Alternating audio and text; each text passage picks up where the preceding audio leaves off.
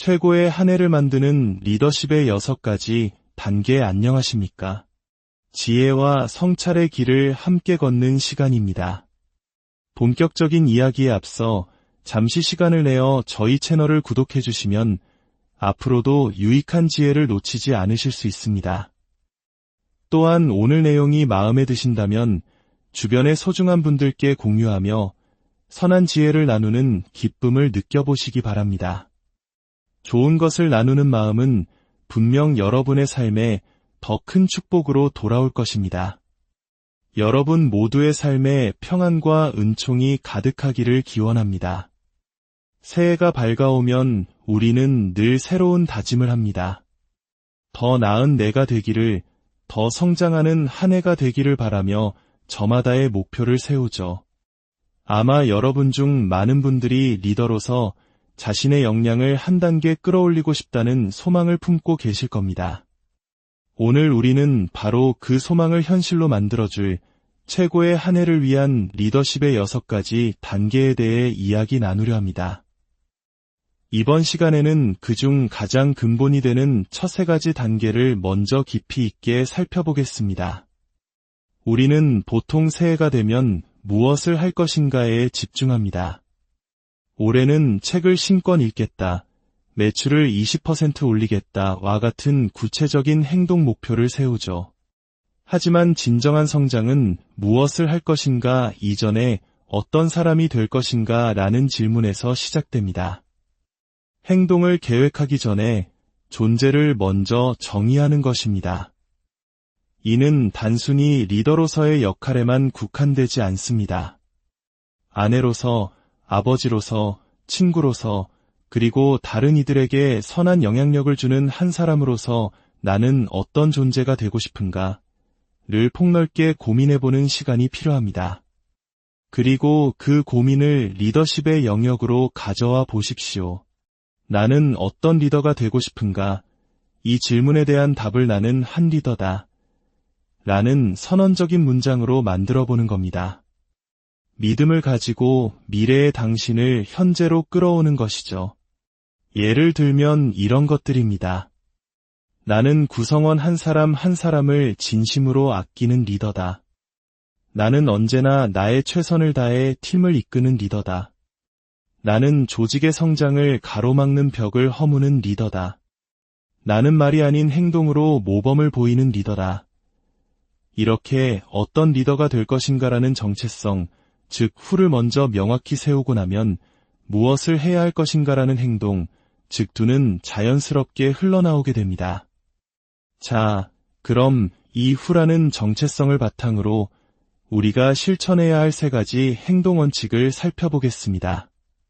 바로 시작해야 할 단련, 멈춰야 할 용기, 그리고 권한을 부여할 사람입니다. 첫 번째, 시작해야 할 단련입니다. 만약 누군가 저에게 리더로서 성장하고 성공하는데 가장 큰 도움이 된 비결이 무엇이냐고 묻는다면 저는 주저없이 이렇게 답할 겁니다. 매년 아주 작은 단련 하나를 꾸준히 추가해온 것입니다. 많은 사람들이 성공은 몇 번의 거창한 도약으로 이루어진다고 착각합니다. 하지만 진실은 그 반대에 가깝습니다. 위대한 성공은 거대한 한 걸음이 아니라 수많은 작은 발걸음들이 모여 만들어집니다. 제가 항상 강조하는 말이 있습니다. 꾸준히 실천하는 작은 습관이 시간이 지나 큰 결과를 만든다. 성공은 미래의 어느 날 갑자기 이루는 거대한 사건이 아닙니다. 성공은 바로 오늘 내딛는 작은 발걸음에서 시작됩니다. 아무도 보지 않는 곳에서 행하는 사소한 일들이 모두가 원하는 위대한 결과를 낳는 법입니다. 그렇다면 이 작은 단련, 작은 습관은 어떤 역할을 할까요? 단련은 당신이 원하는 것과 당신이 성취하는 것 사이의 간극을 메워주는 다리입니다. 단련은 현재의 당신과 당신이 되고자 하는 미래의 당신을 연결하는 통로입니다. 올해 어떤 단련을 시작해야 할까? 이 질문에 답하기 위해 우리는 다시 후의 문제로 돌아가야 합니다. 당신이 되고자 하는 리더의 모습은 무엇입니까? 그 모습이 되기 위해 당신의 삶에 어떤 습관을 더해야 할까요? 기억하십시오. 거창할 필요는 없습니다. 오히려 아주 작게 시작하는 것이 핵심입니다. 만약 당신이 구성원을 아끼는 리더가 되고 싶다면 매일 사무실에서 단 한 사람에게라도 진심 어린 감사 쪽지를 써보는 겁니다. 단 하나의 쪽지. 그 작은 시작이 당신이라는 사람을 바꾸기 시작하는 것을 목격하게 될 것입니다. 만약 당신이 체계적이고 정돈된 리더가 되고 싶다면 매일 아침 잠자리에서 일어나 이불을 정리하는 것부터 시작해 보십시오. 하루의 첫 시작을 정돈된 상태로 맞이하는 그 행위 자체가 나는 체계적인 사람이다라는 자기인식을 훈련시킵니다. 만약 당신이 집중력 있는 리더가 되고 싶다면 매일 아침 그날 반드시 끝내야 할 가장 중요한 일 3가지만 정하는 겁니다.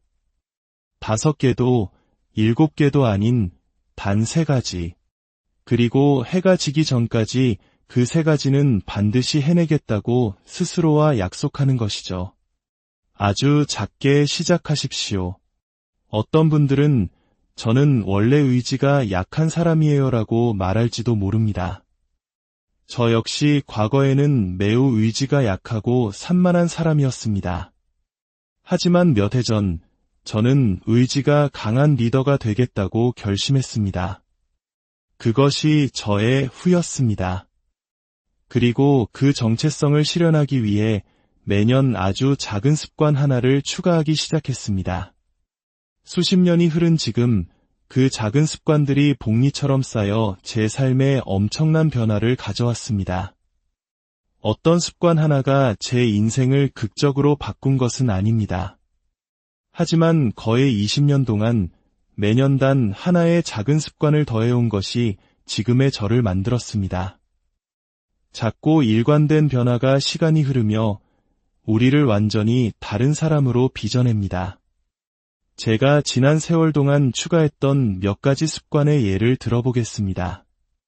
여러분의 생각에 작은 불씨가 되기를 바랍니다. 아주 오래전 저는 매일 치실을 사용하기 시작했습니다.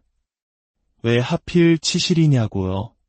제가 치실 사용을 정말 싫어했기 때문입니다. 하기 싫은 일을 의지적으로 해냄으로써 저는 제 안에 나태한 자아에게 너는 사실 의지가 강한 사람이야 라고 선언하는 것과 같았습니다. 그 작은 행동 하나가 저의 사고방식과 정체성을 바꾸기 시작했습니다. 저는 신앙인으로서 영적으로 강건해질 필요를 느꼈습니다. 그래서 어느 해부터는 매일 성경을 읽기로 결심했습니다. 단 한 구절이라도 좋으니 무슨 일이 있어도 매일 읽는다는 원칙을 세웠죠. 그 습관이 발전하여 나중에는 매년 성경 전체를 처음부터 끝까지 한 번씩 통독하는 습관으로 자리 잡았습니다. 이제는 15년 이상 매년 성경을 통독하고 있습니다. 일기 쓰기도 마찬가지였습니다. 몇 번이나 시도하고 실패했는지 모릅니다. 그러다 5년치를 한 권에 기록할 수 있는 일기장을 발견했습니다. 하루에 단 몇 줄만 쓰면 되는 방식이었죠. 그곳에 저는 영적인 상태, 리더로서의 고민, 남편과 아버지로서의 생각을 기록했습니다. 작게 시작했기에 어느덧 5년째 일기를 쓰고 있습니다.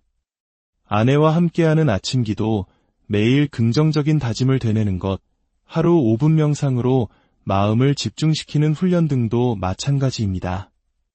건강 역시 리더에게 중요한 덕목입니다. 저는 오래전 탄산음료를 완전히 끊고 물만 마시는 작은 결심을 했습니다. 그 후 일주일에 3번, 하루 20분씩 운동하는 습관을 들였습니다. 작게 시작했던 운동 습관은 이제 일주일에 6에서 7일, 1시간 이상 운동하는 것으로 발전했습니다. 디저트는 일주일에 한 번으로 줄였고 건강하지 않은 식사도 한 달에 한 번 정도로 제한합니다. 이 모든 것은 아주 작은 변화였습니다. 하지만 해를 거듭하며 이 작은 변화들이 쌓이자 저는 스스로를 의지가 강하고 절제력 있는 사람으로 인식하게 되었습니다. 과거의 저와는 전혀 다른 정체성을 갖게 된 것입니다. 올해 저의 새로운 단련은 승리를 축하하기입니다. 저희 조직은 좋은 성과를 내고 있지만 정작 저는 그 성과가 주는 기쁨을 잘 느끼지 못할 때가 많았습니다. 마치 나와는 상관없는 먼 곳의 숫자처럼 느껴졌죠. 그래서 작은 통들을 마련했습니다. 의미 있는 대화를 나눴을 때, 계획에 없던 자발적인 행동을 했을 때, 예상치 못한 나눔을 실천했을 때, 온전한 휴식을 취했을 때와 같이 각각의 통에 의미를 부여하고 해당되는 행동을 할 때마다 동전 하나를 넣기로 했습니다. 이 작은 행위를 통해 제 삶이 얼마나 풍요로운지, 그리고 그 순간들을 음미하고 축하하는 법을 배우고 있습니다. 여러분, 어떤 리더가 될 것인가라는 후를 먼저 정하십시오. 그리고 그 후가 당신의 즉 행동을 이끌게 하십시오. 단련의 과정은 고통스러울 수 있습니다. 하지만 우리는 선택해야 합니다. 단련이 주는 고통을 감수할 것인가, 아니면 나중에 찾아올 후회의 고통을 겪을 것인가. 두 번째, 멈춰야 할 용기입니다. 리더로서, 영향력 있는 사람으로서 당신은 더 높이 오르고 성장하기를 원합니다. 기억하십시오. 더 높이 오르기 위해서는 무언가를 내려놓아야만 합니다. 더 많은 것을 성취하기 위해서는 역설적이게도 더 적은 일을 해야 합니다. 이 말은 직관에 반하는 것처럼 들릴 수 있습니다. 하지만 성장은 더 많은 예스가 아니라 더 많은 노를 통해 이루어집니다. 핵심은 단순히 더 많은 일을 하는 것이 아닙니다. 핵심은 정말로 중요한 일을 더 많이 하는 것입니다. 이 원칙은 리더 개인뿐만 아니라 조직 전체에도 적용됩니다. 팀원들과 함께 모여 질문해 보십시오. 우리 조직이 지금 당장 멈춰야 할 비생산적인 활동은 무엇인가? 모두의 시간을 낭비하는 주간 회의일 수도 있고 3년 전에 이미 정리했어야 할 부서일 수도 있습니다. 부진한 제품 라인이나 어려움을 겪는 사역을 과감히 정리하고 그 자원을 더 가능성 있는 곳으로 옮겨야 합니다. 시간, 에너지, 자원은 한정되어 있기 때문입니다. 좋은 자원을 나쁜 프로젝트나 평범한 프로젝트에 쏟아붓는다면 결코 위대한 결과를 얻을 수 없습니다. 리더인 당신에게 묻겠습니다. 당신이 멈춰야 할 용기가 필요한 것은 무엇입니까? 저는 매년 제가 하던 일 중에서 최소한 한 가지 이상을 의도적으로 제거하려고 노력합니다. 과거에는 교회의 문을 열고 닫는 일부터 모든 병원 신방, 걸려오는 모든 미팅 요청에 응하는 것까지 제가 다 했습니다. 하지만 성장의 단계마다 저는 과감히 멈췄습니다. 직원회의 주관을 멈췄고 주말 예배 인도를 다른 이에게 맡겼습니다.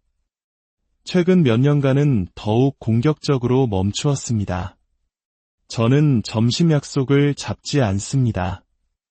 교회에서 열리는 거의 모든 회의에 참석하는 것을 멈췄습니다. 제가 정기적으로 참석하는 회의는 핵심 리더들과의 주간 회의와 조직 전체의 현황을 점검하는 월간 회의 단 2개뿐입니다. 새로운 직원 채용 인터뷰 과정에서 손을 뗐고 이메일함을 직접 관리하는 것도 멈췄습니다. 이외에도 수많은 일을 멈추었습니다. 과거에는 제가 반드시 해야만 했던 일들이지만 가장 큰 성과를 낼 수 있는 핵심 영역에 집중하기 위해 심지어 제가 즐기는 일이라 할지라도 아니오라고 말하는 단련이 필요했습니다. 그리고 그 일들을 다른 사람들이 할 수 있도록 기꺼이 넘겨주었습니다. 더 높이 오르기 위해 당신은 무엇을 내려놓아야 합니까? 더 많은 것을 성취하기 위해 당신은 무엇을 멈춰야 합니까? 가장 높은 수익을 창출하는 일에 당신의 에너지를 집중하십시오. 세 번째, 권한을 부여할 사람입니다. 만약 당신이 다른 사람에게 권한을 부여하지 않는다면 머지않아 당신 자신이 조직 성장의 가장 큰 걸림돌, 즉 뚜껑이 되고 말 것입니다. 위대한 일은 결코 혼자 이룰 수 없습니다. 우리는 사람을 키우고 그 사람들과 함께 위대한 것을 만들어갑니다.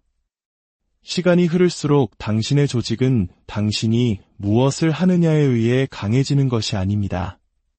당신의 조직은 당신이 누구에게 권한을 부여하느냐에 의해 강해집니다. 앞서 우리는 멈춰야 할 용기에 대해 이야기했습니다. 당신이 어떤 일을 멈춘다고 해서 그 일이 더 이상 중요하지 않다는 의미는 아닙니다. 이제는 그 일을 당신이 아닌 다른 누군가가 해야 한다는 뜻일 수 있습니다. 당신은 그 일을 멈추는 대신 그 일을 해낼 다른 사람에게 힘을 실어주는 것입니다. 스스로에게 물어보십시오. 내가 지금 누구에게 무엇을 맡길 수 있는가? 어떤 책임과 과업을 다른 사람에게 넘겨줄 수 있는가? 리더십 전문가인 존 맥스웰은 만약 다른 사람이 당신의 80% 수준으로 그 일을 해낼 수 있다면 그에게 위임하라고 말했습니다. 저는 한 걸음 더 나아가고 싶습니다. 만약 당신의 팀원이 지금 당장은 50% 수준으로밖에 해내지 못하더라도 성장 가능성과 배우려는 의지가 있다면 그를 믿고 맡겨보십시오. 그를 개발하고 훈련시키십시오. 언젠가 그는 당신의 기대를 훌쩍 뛰어넘는 성과를 보여줄 것입니다. 당신이 올바른 사람에게 권한을 부여할 때 4가지 놀라운 일이 일어납니다. 첫째, 그 사람은 존중받고 있다는 느낌을 받습니다. 둘째, 그는 리더로서 성장하게 됩니다. 셋째, 당신은 다른 중요한 일에 집중할 자유를 얻게 됩니다. 그리고 넷째, 당신의 조직은 전체적으로 더욱 강해집니다. 기억하십시오. 당신의 조직이 가진 잠재력은 당신 개인의 능력에 달려있지 않습니다. 당신 조직의 잠재력은 다른 사람에게 권한을 부여하는 당신의 능력에 달려 있습니다. 어떤 이들은 모든 것을 통제하고 싶어 합니다. 결과에 대한 불안감 때문이죠. 하지만 명심하십시오. 당신은 통제를 가질 수도 있고 성장을 가질 수도 있습니다. 하지만 결코 통제와 성장을 둘 다 가질 수는 없습니다. 새로운 한 해, 당신의 리더십이 최고의 해를 맞이하기를 진심으로 바랍니다. 오늘 나눈 3가지 원칙을 다시 한번 정리하며 여러분의 리더십에 적용할 질문을 드리겠습니다. 먼저, 무엇을 할 것인가를 생각하기 전에 어떤 사람이 될 것인가를 먼저 정하십시오. 그리고 그 정체성을 바탕으로 첫 번째 질문에 답해 보십시오. 내가 되고자 하는 리더의 모습을 위해 나는 어떤 작은 단련을 시작해야 하는가? 두 번째, 더 높이 오르기 위해서는 내려놓아야 함을 기억하며 이 질문에 답해 보십시오. 내가 되고자 하는 리더의 모습을 위해 나는 무엇을 멈출 용기를 내야 하는가? 마지막으로 당신의 한계를 넘어 조직의 잠재력을 깨우기 위해 이 질문에 답해 보십시오. 나는 누구에게 어떤 일을 믿고 맡겨 권한을 부여할 것인가? 이 질문들에 답하고 바로 실천하십시오. 더 이상 당신의 팀원들을, 당신 자신을, 그리고 당신의 조직을 가두지 마십시오. 우리는 훌륭한 리더를 세우는 일에 열정을 다하고 있습니다. 때로는 주변의 모든 기대를 충족시켜야 한다는 압박감에 시달릴 수도 있습니다. 하지만 너무 애쓰지 마십시오. 그저 당신 자신이 되십시오. 왜냐하면 사람들은 언제나 완벽하고 옳은 리더보다 언제나 진실하고 솔직한 리더를 따르기 때문입니다. 오늘 여러분과 함께한 이 시간이 여러분의 삶의 깊은 울림과 실질적인 변화를 가져오는 계기가 되었기를 바랍니다.